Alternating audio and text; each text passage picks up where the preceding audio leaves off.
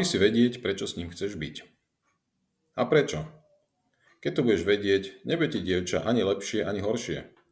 Nič sa tým nezmení. Boli by to len informácie, ktoré si môžeš napísať do pamätníčka. Neveríš?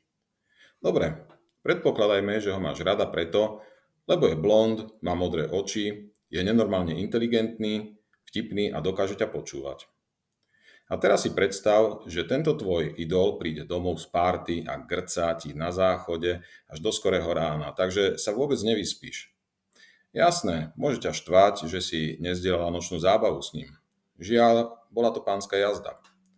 Namiesto toho si radšej otvoríš pamätníček a napíšeš: Môj milý je veľmi spoločenský, aj preto ho mám rada. Figu borovú.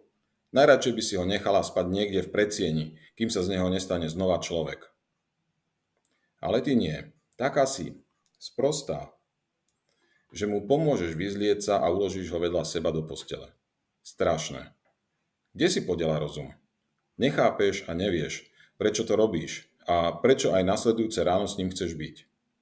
Ráno sú tvoje argumenty o modrých očiach a blond vlasoch, ako si mimo hru, popri zážitku z noci.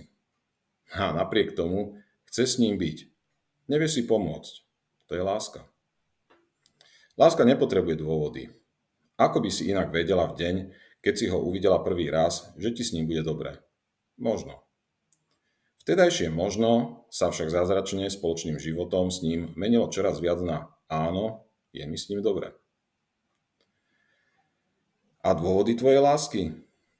Tie sa tiež zmenili. Jednoducho zmizli. Už nie je blond, ale šedivý. Inteligencia sa zmenila na senilitu a je rád, keď počúvaš jeho blbé vtipkovanie.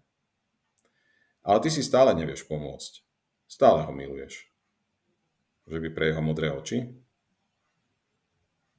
Zhrnutie. Láska nepotrebuje dôvody. Láska postavená na dôvodoch dlho nevydrží.